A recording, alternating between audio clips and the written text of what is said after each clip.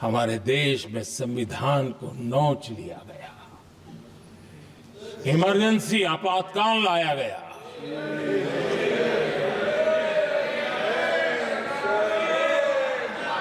संवैधानिक व्यवस्थाओं को समाप्त कर दिया गया, देश को जेल खाना बना दिया गया, नागरिकों के अधिकारों को लूट लिया गया, प्रेस की स्वतंत्रता को ताले लगा दिए गए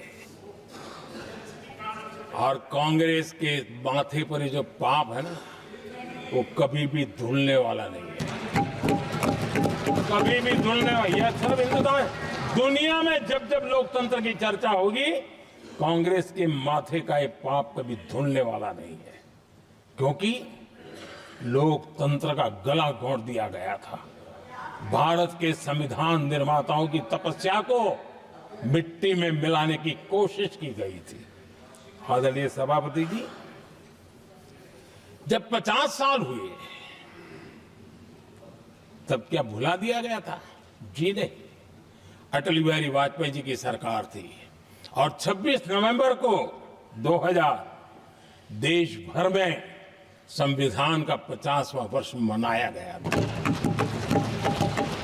अटल बिहारी वाजपेयी जी ने प्रधानमंत्री के नाते राष्ट्र को एक विशेष संदेश दिया था।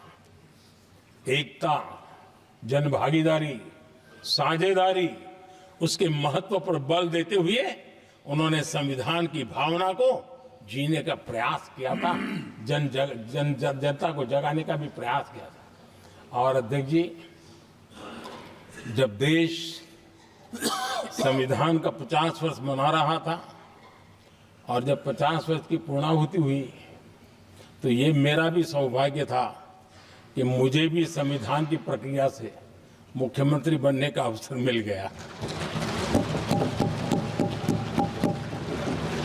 और मैं जब मुख्यमंत्री था, उसी कार्यकाल में संविधान के 60 साल हुए और तब मैंने तय किया था मुख्यमंत्री के नाते कि हम गुजरात में संविधान के 60 साल मनाएंगे।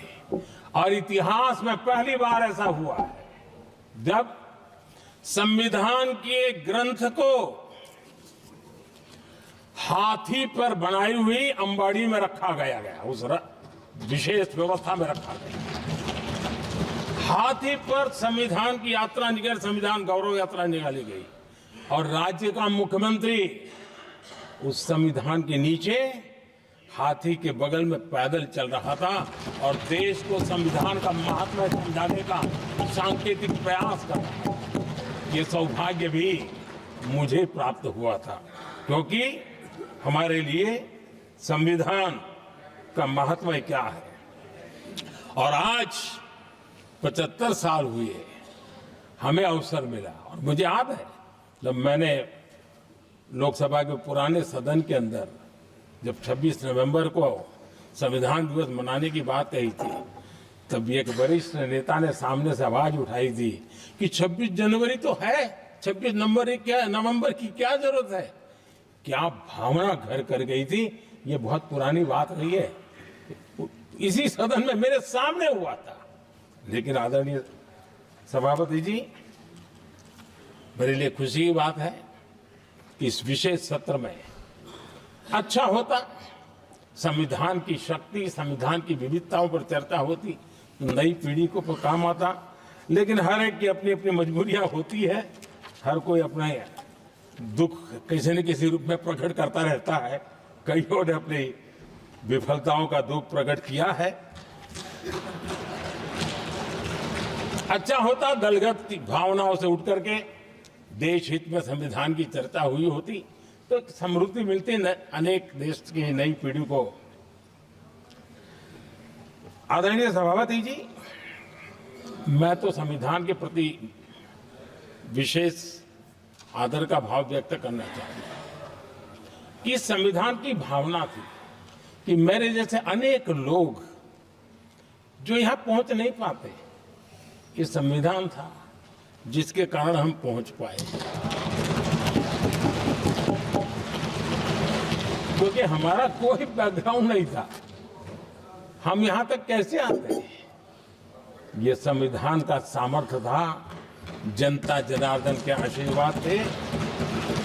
इतना बड़ा दायित्व, और मेरे जैसे बहुत लोग यहाँ भी हैं जिनका ऐसा कोई बैकग्राउंड नहीं है, यही एक सामान्य परिवार से आए हैं, और आज संविधान ने हमें यहाँ तक पहुँचाया है।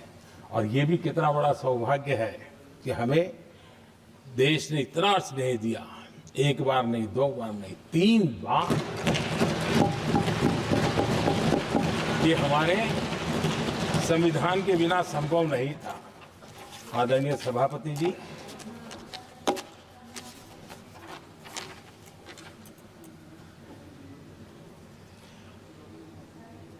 उतार चढ़ाव तो आए, कठिनाइयां भी आई, रुकावटें भी आई, लेकिन मैं फिर एक बार देश की जनता को नमन करता हूं कि देश की जनता पूरी ताकत के साथ संविधान के साथ खड़ी रही।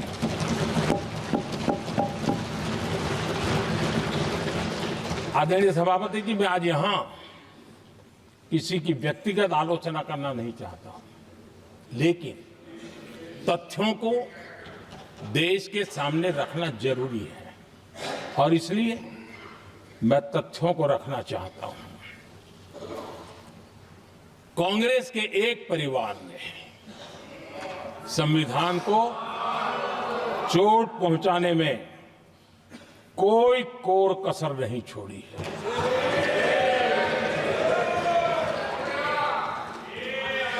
और मैं इसलिए एक परिवार का उल्लेख करता हूं कि 75 साल की हमारी यात्रा में 55 साल एक ही परिवार ने राज किया है।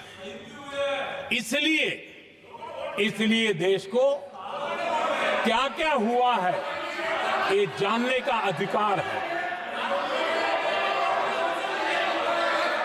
और इस परिवार के कुविचार, कुरीति, कुनीति, इसकी परंपरा निरंतर चल रही है।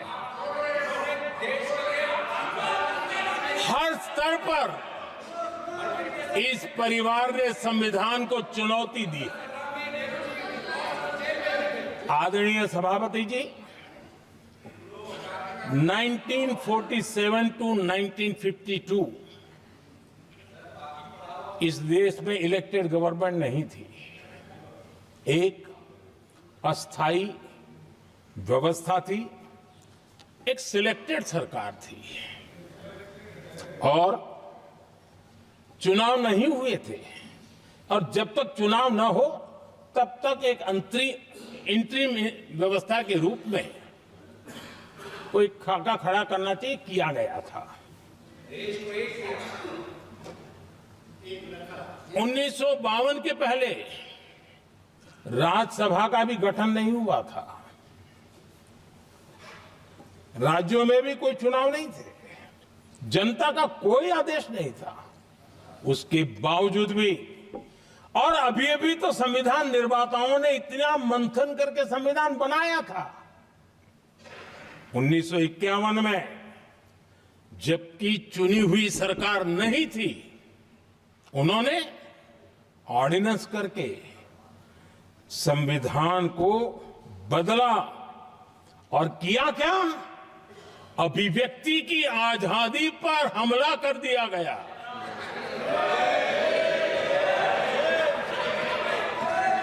और ये संविधान निर्माताओं का भी अपमान था, क्योंकि ऐसी बातें कोई संविधान सभा में नहीं आई होगी, ऐसा नहीं है, लेकिन वहां उनकी चली नहीं। तो बाद में जैसे ही मौका मिला, उन्होंने अभिव्यक्ति की आजादी को, उस पर उन्होंने हथौड़ा मार दिया। और ये संविधान निर्माताओं का घोर अपमान है। अपने मन की चीजें जो संविधान सभा के अंदर नहीं करवा पाए, उन्होंने पिछले दरवाजे से किया, और वो भी चुनी हुई सरकार के वो प्रधानमंत्री नहीं थे, उन्होंने पाप किया था। इतना ही नहीं, इतना ही नहीं, आदरणीय सभापति जी, उसी दरमियान उस समय के प्रधानमंत्री पंडित नेहरू जी ने मुख्यमंत्रियों को एक चिट्ठी लिखी थी। उस चिट्ठी में उन्होंने लिखा था, नेहरू जी लिखते हैं, अगर संविधान हमारे, आगे नेहरू जी लिखते हैं, अगर संविधान हमारे रास्ते के बीच में आ जाए, ये नेहरू जी लिख रहे हैं, अगर संविधान हमारे रास्ते के बीच में आ जाए, आगे नेहरू जी कह रहे हैं, तो हर हाल में संविधान में परिवर्तन करना चाहिए। ये नेहरू जी ने मुख्यमंत्रियों को चिट्ठी लिखी।